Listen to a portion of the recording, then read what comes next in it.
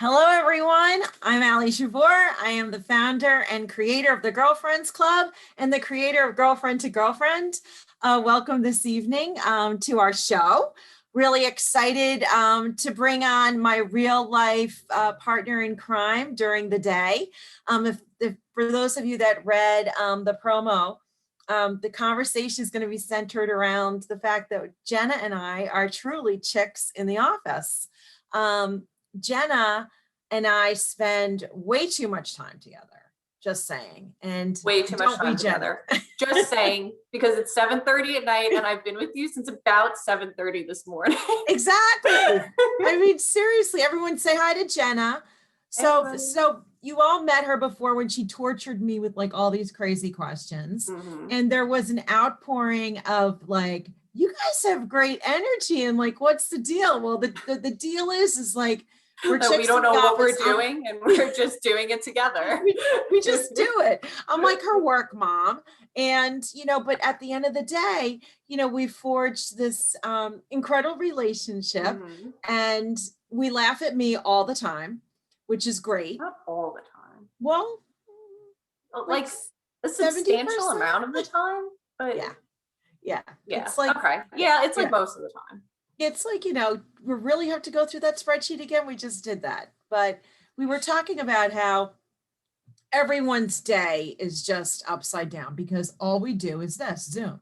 Mm-hmm.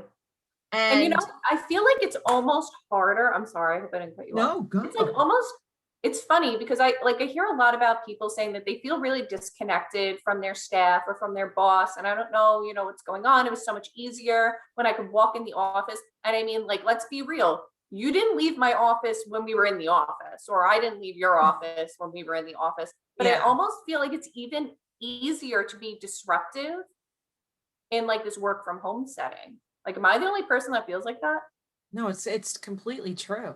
I mean, there's so many oddities, and yet there's so many comforts at the same time, and and it's like I'm Zooming or I'm connecting with you or connecting through Teams, and it's so like offensive at times. I'm like, who the freak wants to look at me now? I also feel like there's like these certain things that we take for granted in like the at work setting. I always feel like I need to defend myself if I can't take a phone call. Like you needed to walk into my office to ask me a question and you you'd walk over to my window, the one that's right above the printer. I was like a little fishbowl and you would see that I'm on the phone with the client or that something's going on. You'd be like, oh, okay, I'll grab her later. Now it's like, if you don't answer that phone, there's like this immediate suspicion, or at least I feel this way, of like, well, what is she doing if she can't answer me? And not with 100%. You, and I just mean like people in general, from clients to staff members, leadership. There's always that like, well, what are you doing if you're not available? Exactly. And I don't know why I feel that way. Maybe I have a guilty conscience, but like, no, I think we all feel that way. It's like, are you watching a soap opera? You're eating cheese doodles. Why aren't you answering the freaking phone? And still, even though we've been doing this for over a year, I feel that like in the corporate setting, there's still this assumption of like, well, they must be, playing outside or, drinking cheese doodles or drinking or doing something obscene that it's like, no, I'm actually juggling 5 different things. And for some people, they're also caretaking for their children. Oh my gosh. And we've had the worst part of like our mindset. I mean, things have just radically changed. I mean, so we have that. And then we have we're on a call, so we're on a sales call and we're on a Zoom meeting and you can't not stare. You can't, multitask. You can't pick up your phone. I'm like, oh my God, I have lipstick on. Like, is that appropriate? Like, what do you do? And then I want to just do the freeze frame because I have to go to the ladies' room. But I have to stay, on and so attentive. There was a day, it was like last week where we were literally, it was me and you both, and we were like rapid fire, go, go, go, go, go. And I won't name who called me, but it was somebody that was pretty high up. And I was literally like gonna pee my pants. So but that's the thing. And I had to make up this like obscene, like ridiculous story. Like, oh my God, this client who's been like, you make up these scenarios because you have to go to bed. Yeah, it's like, really, I need to go. But my favorite thing is at times, like I'll drop a bomb and I just want to wait for it and see like what are the reactions, right? So it's like the sky is going to fall and I look at everybody and it's like, oh, like here? Like what did like that wasn't me. And it's so interesting, right? So I go on these huge calls, like there'll be 30 of us on a Zoom. And it's just interesting. People will mute themselves, right? And you just see them going, like they're talking to somebody else, but our boss is talking, and you just see them like they're on definitely on a speaker. Oh my God. What is the etiquette? What is life? And I worry that when we're all going back to like in-person things, because I feel like we're all genuinely not going to know how to function.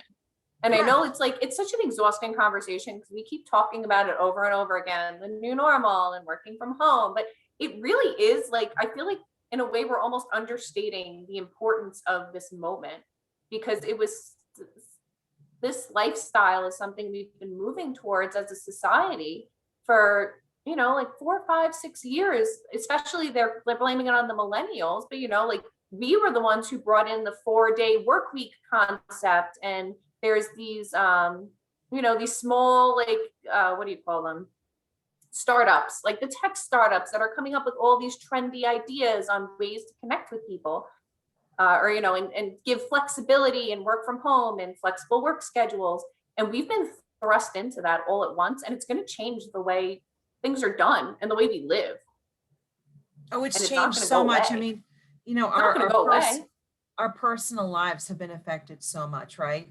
So you're sitting in the middle of your house in the same place where you work during the day because you're working from home. What kind of an that's so not okay when you really think about it.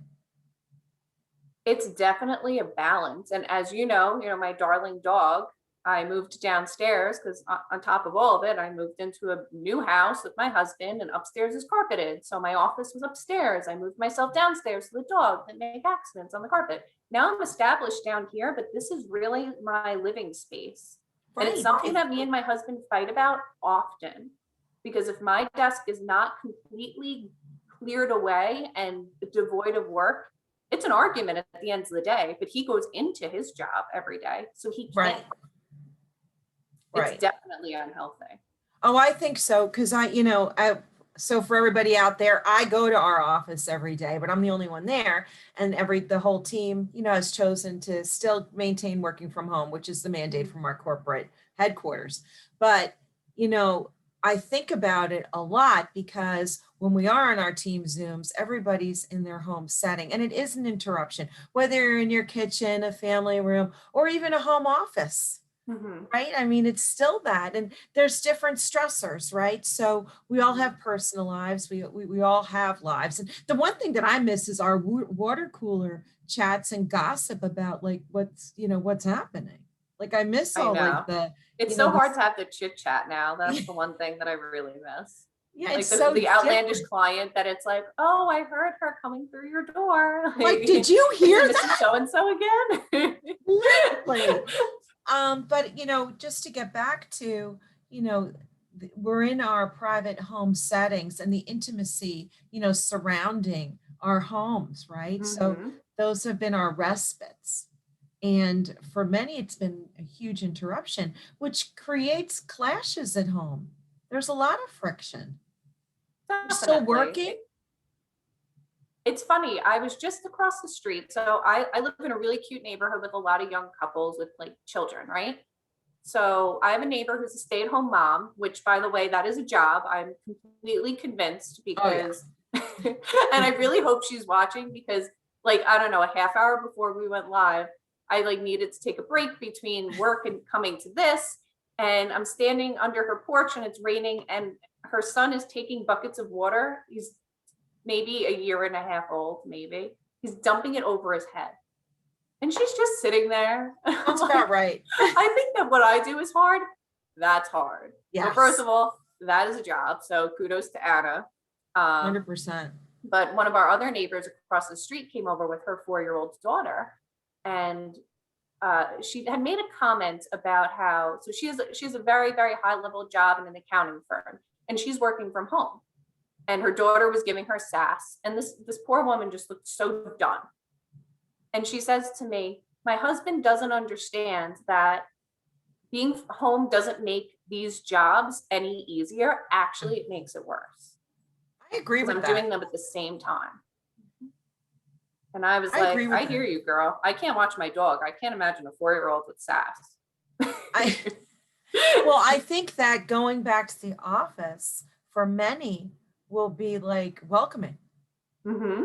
You know, whatever kind of structure, you know, we start to integrate back into our world, people will really like it. I mean, you know, I've been so isolated. I miss my chick in the office. I Mm-hmm. miss, so for everyone watching, we're all women on our team. Mm-hmm. And like, we get our jobs done, but we can talk the talk and walk the walk too. Mm-hmm. And, you know, you miss that camaraderie, right? And the girlfriending time, you know, and just sharing experiences. And, you know, look, we all go through, whether it's a party or a wake, you know, we're sharing, you know, all of these types of episodes, but they're, like you were saying, with your neighbor across the street, there's all these stressors also that are not a part of our jobs, but they're present in our lives. And they're becoming parts of our, now you have to factor in all of these external situations that you never really had to. And it can be something as simple as worrying that the mailman's going to ring your doorbell while you're on a call with your CEO, and hope to God that your CEO can understand your circumstances, because you know, I consider myself very lucky that you're very understanding, but there's plenty of people that are not understanding of people's situations. And like, I have an office that I don't use. There's some people that are still sitting at their kitchen tables doing work. And there's no escape from that. And that's really hard too. Mm-hmm. You know, and it really, so just to get back to the CEO and the doorbell ringing, his doorbell's ringing too. You know, so like we've all had to, you know, manage and cope, you know, with a whole different relaxed society right now. But so I have a question for you, because I've experienced this, and I've also talked to other people who have, but do you think it's interesting to see the inside of people's living spaces, since that's where they're calling from? Girl. Do you learn anything? Girl, how about the people that don't close their closet doors? Like, do I really need to see what's going on in your closet? I'm like, oh wow, she wears Michael Kors. I want that dress. Are we the same really? size? Oh my God. And I'm like, why don't you just hang up your robe? The hook's right there. Why is it on the floor? Oh my God. No, so I mean, true. I'm seriously baffled by that. Really, how people live. See, I find it kind of charming, I have to tell you. Like, so I'm on the board, as you know, of the Long Island Coalition Against Bullying, right? Right. And our executive director, he's always worked from home, and he has his office space or whatever. And it's like a cool conversation starter. So he has a very specific type of painting that he won at some kind of charity thing where, like a charity auction, right? Okay. And so somebody that he had been trying to get a meeting with for a long time finally took a Zoom with him during quarantine. And this guy had the same painting on his wall, because they've both been to the same vendor who did the charity auction at one event did it at the other. Right. So he was like, oh, like I found my moment to connect with this person who I've been trying to connect with. He said, oh, you have that painting. You must have done it with so-and-so charity auction company, because he did the same for me, because they get 4 or 5 of the same piece signed. Right. So they had this like moment of like connection that never would have happened otherwise. And I've had that too with my, I think. Oh yeah, where is that painting? Your art. Yeah, my art. Jack Nicholson. There it is. Jack Nicholson is the centerpiece of my home, and he is sitting above my desk. And he does not belong there, but we won him at a charity auction. And I curse my husband every day for winning it. And there's other clients that have seen it and say, oh, you're like Jack. That's really cool. Well, let's talk about sometimes. Let's talk about that. So you're a newlywed. I consider you a newlywed. You're not married 2 years yet. Yeah, And it's almost 2 years. you had a hell of a honeymoon period, building the house that you're in and all There was that. no So there was no honeymoon period. yeah. It was off the plane to Hawaii and then all hands on deck. And then dirt. And then dirt. Well, the dirt really started before the marriage. So I knew what I was true. getting myself into before the ring got on the finger, but That's true. That's true. However, let's just talk about the dynamics. Like, you're amping up, you get married, you go to Hawaii, you're building this house, and you are stuck in zoning hell. Like you're trying to get all of your, certificates and you were waiting forever. And it took forever to get the house up. So as you know, and maybe nobody else knows, but we bought a 800 square foot house and we made it this beautiful house. And it took about a year just to get the plans, to work with the town. And then COVID happened and the offices were shut down. So and nothing could happen. And you were living in your bedroom, your old bedroom, your childhood bedroom with your brand new husband and your parents. Can we review that? And my sister. And your sister. And my sister. So hi. How is that? We're very blessed. My parents are they're very good at, first of all, my mother was just thrilled that I wasn't leaving immediately, right? Well, that's true. So, yeah. So, but my parents are very hands off and they were very understanding of this is your husband and you're in this unfortunate situation, because the plan was never to have to live with them. It was to get the builds done so that we could be here by the wedding day. That was right. Get all your permits and go. Yeah, no, never works. And it's funny because as we were getting our going through the process, I remember my father-in-law looking at me and being like, so I wonder if you're going to pick East Meadow or Lindenhurst because you ain't living here yet. At that time, I was like, what do you mean? I'm 25 and stupid. But my parents were really hands off, except when my husband needed to be saved, of which there were many, the famous eggplant incident. Share that. The eggplant. It's so, the honeymoon stage. So, and this was 3 weeks after being married. So my mother-in-law, who I love dearly, makes the best eggplant on the face of the planet, right? We know. The best eggplant. And I'm not even saying that because she's my mother-in-law. She's actually it's just phenomenal. So my husband was working late one night and I said, you know what? I'm going to make eggplant just like Sue makes it. I got the recipe. I'm ready to go. I start this project at 6 o'clock at night on a Wednesday.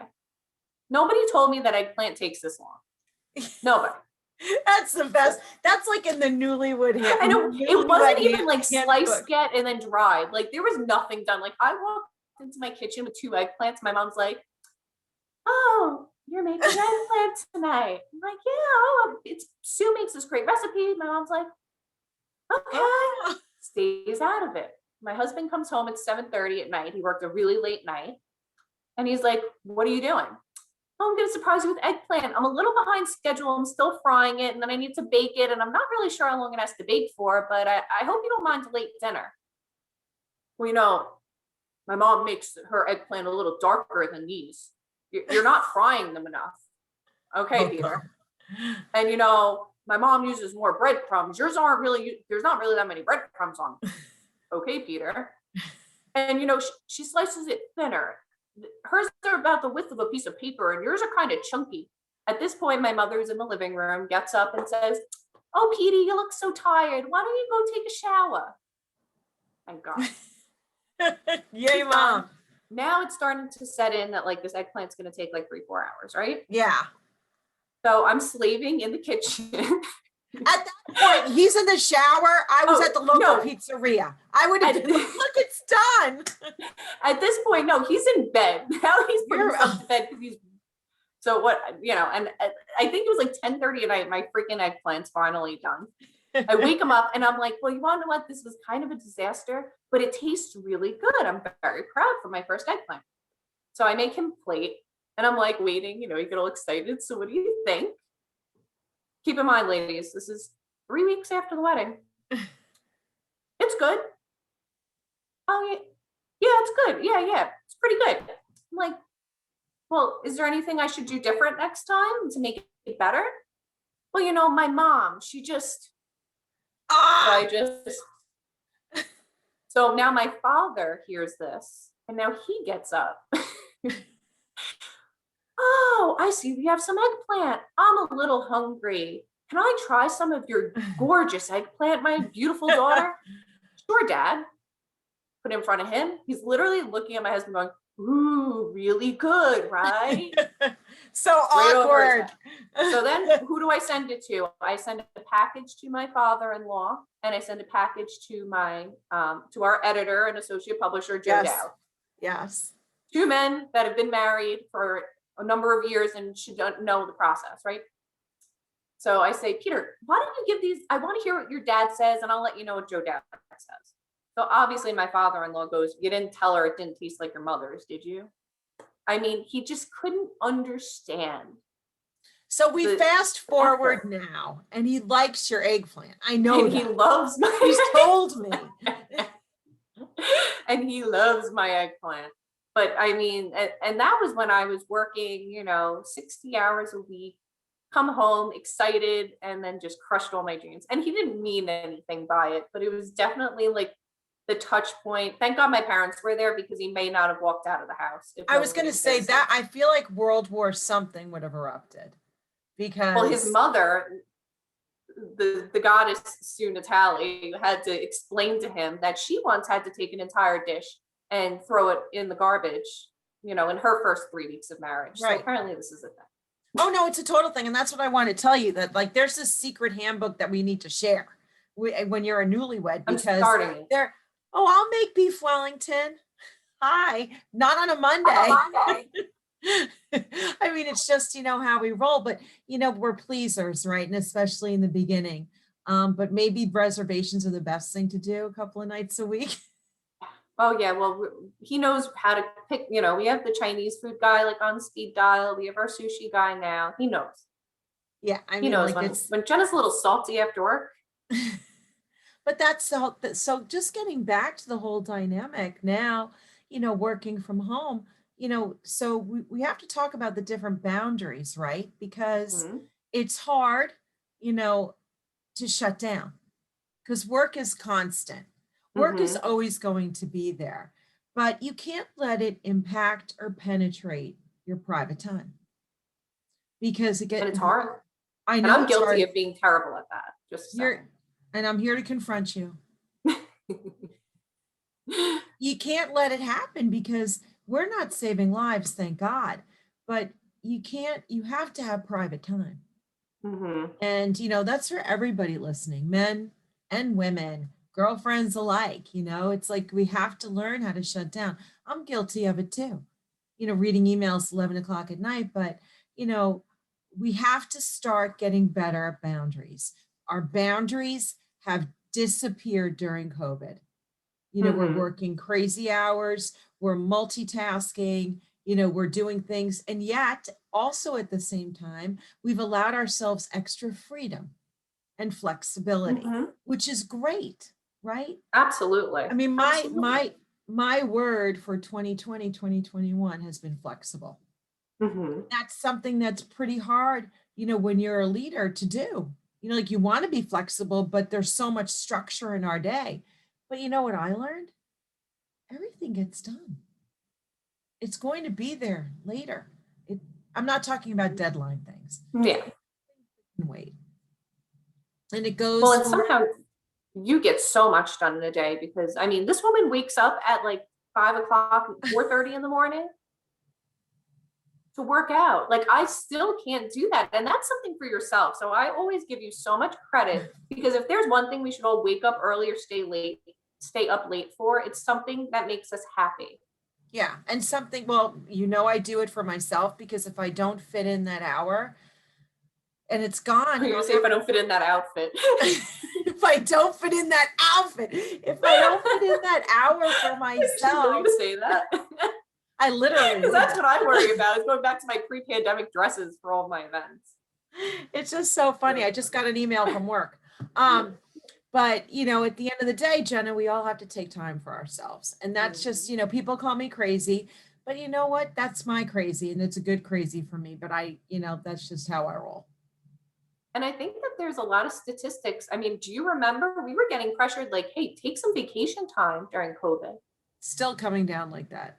That's amazing. The amount of people that, and I mean, it shows how resilient we are as a society to be faced with adversity and really just continue pounding the pavement, which is, I feel, what our team did. Oh, I feel yeah. that when we were faced with adversity, we just dug deep and tried to get more done. And it was hard at times when you couldn't necessarily gain that traction, and it was no fault of anybody's own because we were all in the same place. But you know, the amount of people who really didn't take any of that vacation time. I mean, pre-pandemic, I would have done anything to feel like I could take off a day and just sit in my house. Literally. And, you know, there was no place to go. So everybody was just staring at each other. The other thing that I think we were faced with is a lot of silence. Mhm. You know, your phone's not ringing, you're not communicating. And that's also pressure on your relationships, Mhm. right? You know, because you're trying to figure it out, seek it out. A lot of people became very introverted, or didn't, you know, became, what is it when you don't want to leave your home? The term, you know, Agoraphobia? No, is yeah, it agoraphobia? I think it might, Agoraphobic. it's a big word. My But advanced grammar and vocabulary degree did nothing for me.